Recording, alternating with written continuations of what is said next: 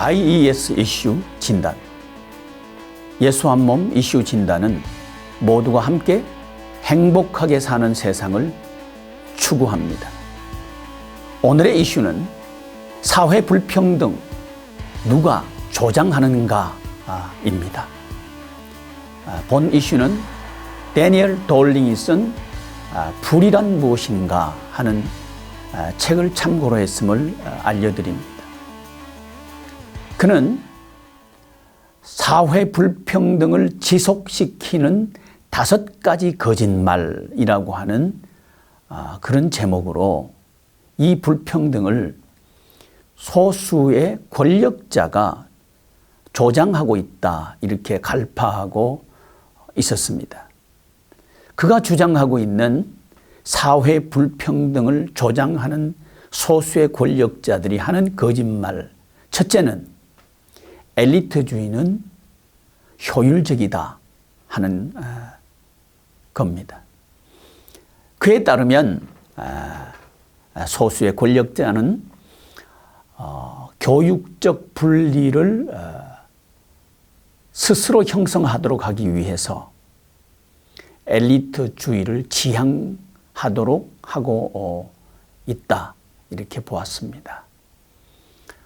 학생들이 상류층으로 올라갈 수 있는 기회를 박탈함으로 스스로 사회에서 배제되도록 만든다 하는 겁니다.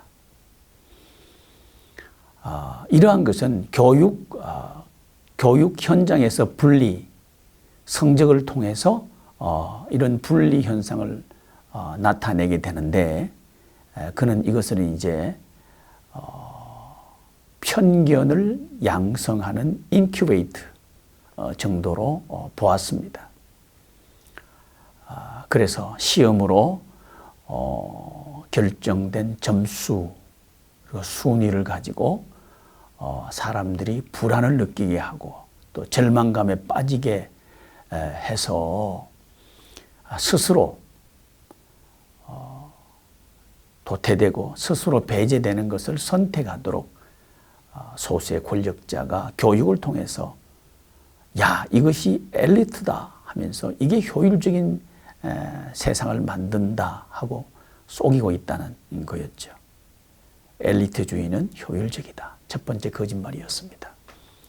두 번째, 데니얼 돌링이 주장하고 있는 소수의 권력자가 하는 거짓말, 불평등한 사회 구조를 만들기 위해서 하는 거짓말은 배제는 필수적이다. 배제는 필수적이다. 소수의 권력자가요, 처음에는 어려운 계층에 있는 분들에게 살 수 있도록 소득도 보장해주고 궁핍을 면할 수 있도록 지원도 하고 그렇게 하지만 차츰차츰 그 제공은 줄어들고 이제 세금을 통해서 부자들의 세율은 낮추고 가난한 사람들의 간접세는 더 많게 해서 결국 빈익빈 부익부라고 하는 이 구조를 만든다 하는 주장이 그의 두 번째 소수의 권력자들이 하는 거짓말, 배제는 필수적이다. 가난한 사람은 가난하게 살 수밖에 없다. 그건 당연한 거다. 이렇게 거짓말을 한다는 거죠. 세 번째 거짓말은 편견은 자연스럽다. 편견은 자연스럽다. 소위 끼리끼리 결혼을 하고 끼리끼리 나누어 먹기 하고 끼리끼리 사업을 하고 해서 이 부가, 이 기득권이 대물림되도록 하는 이것을 통해서 편견을 자연스럽게 부자는 부자일 수밖에 없어 하는, 가난한 사람은 가난하게 살 수밖에 없어 하는 편견을 가지는 것은 자연스럽도록 거짓말을 한다는 겁니다. 그리고 네 번째 거짓말은 탐욕은 좋은 것이다. 그러면서 그들이 기업을 통해서 생산한 물질을 많은 사람들이 욕심으로, 탐욕으로 사용할 수 있도록 소비를 권장한다 해서 과소비를 일으키도록, 그건 좋은 거야, 탐욕은 좋은 거야, 이렇게 거짓말을 한다는 겁니다. 그리고 다섯 번째는 절망은 불가피하다, 이렇게 속인다는 겁니다.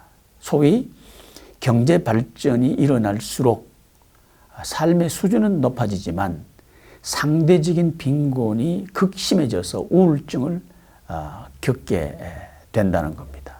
그런데 이건 불가피하다.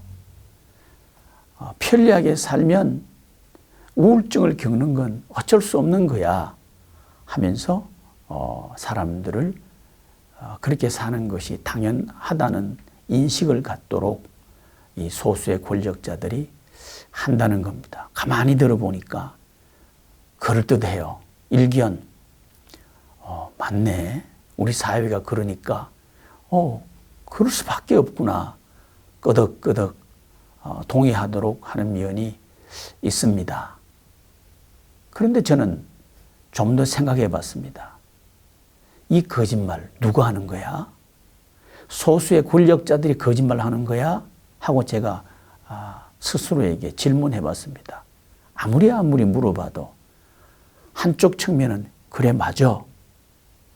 소수의 권력자들이 그들의 권력을, 기득권을 유지하고 더 확장시키기 위해서 사회를 불평등한 사회로 조장하고 있는 거야 하는 여기에 대해서 끄덕일 수밖에 없도록 만드는 면이 있었습니다. 그런데 한쪽 면을 생각해 볼 때, 이 사람들도 불쌍한 사람들이구나 하는 생각 또한 지울 수가 없었습니다. 왜냐하면 이분들이 자신들의 자녀들을 엘리트로 만들기 위해서 반칙도 하고 기득권도 사용하고 우리 사회, 우리 보통 사람들이 볼 때 이해할 수 없는 그런 일들을 어떤 시대 권력자들도 저질렀고, 그런데 그들의 자제들이 말이죠, 불행하게 되는 역사 또한 우리가 다 보아오고 있거든요. 그들도 불행하고 그들의 자녀들도 불행하게 살아가는 것을 우리가 보고 있습니다. 이 측면을 볼 때 왜 이럴까 하고 물을 수밖에 없었죠. 제가 내린 결론은 이분들도 쏟고 있구나 하는 결론에 도달할 수밖에 없었습니다. 엘리트주의는 효율적인 것이야. 배제는 필수적인 것이야. 편견은 자연스러워. 탐욕은 좋은 것이야. 절망은 불가피해. 이렇게 말을 해서 자신들의 기득권을 대대로 대물림하도록 이 사회 불평등을 조장하는 데는 성공한 것 같습니다. 그런데 그들과 그들의 자녀들이 행복하게 사는 것은 실패했다고 단언할 수가 있단 말이죠. 이런 측면에서 이분들도 속았다는 겁니다. 그렇다면 누가 사회 불평등을 조장하는가? 소수의 권력자인가? 그렇습니다. 그러나 그렇지 않습니다. 왜냐하면 그들도 피해자니까요. 그렇다면 사회 불평등을 조장하는 그 세력은 소수의 권력자가 아니라면 누구인가? 성경은 이렇게 말합니다. 사회 불평등을 조장하는 것은 마귀다. 이렇게 단정적으로 규정하고 있습니다. 요한복음 8장 44절을 보면 너희는 너희 아비 마귀에게서 났으니 너희 아비의 욕심대로 너희도 행하고자 하느니라.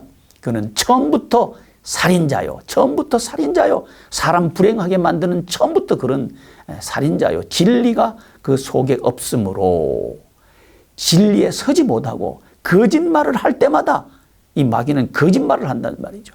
거짓말을 할 때마다 제 것으로 하나니 이는 그가 거짓말쟁이의 애비요. 거짓말쟁이의 애비가 되었다. 성경은 그렇게 이 거짓말, 소수의 권력자들이 하는 이 거짓말 누가 하도록 했는가? 마귀다. 이렇게 진단하고 있습니다. 소수의 권력자만 그럴까요? 깨구리 홀챙이 시절 모른다고, 올챙이 시절 모른다고, 권력이 없다가 권력을 가지면 사람 달라지죠. 이것 또한 역사가 증명하고 있잖아요.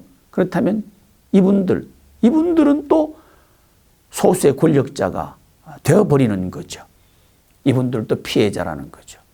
그렇다면 소수의 권력자에게 속지 말아야 된다 하는 데니엘 돌링의 그런 해법, 그 해법은 제한적으로는 맞지만 전체를 보면 맞지가 않다는 거죠.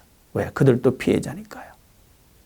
그렇다면 성경은 뭐라 그러냐? 마귀에게 속지 말아야 한다. 이렇게 말씀을 하고 있습니다. 왜? 그가 거짓말쟁이의 앱이니까요.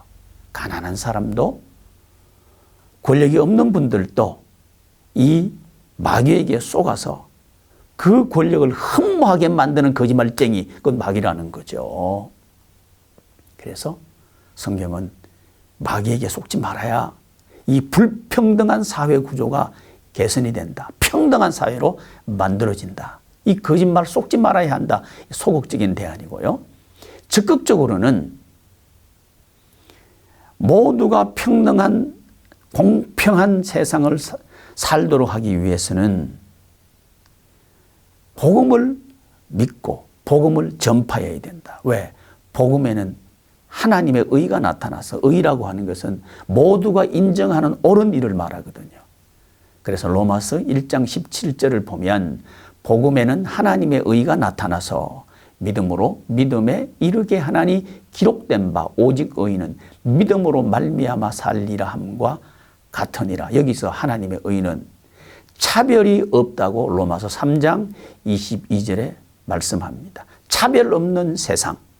그것은 복음을 믿고 복음으로 살 때 이 불공평한 사회는 차별이 없는 공평한 사회로 만들어져서 모두가 행복하게 사는 세상이 될 것입니다. 사회 불평등 누가 조장하는가? 마귀입니다.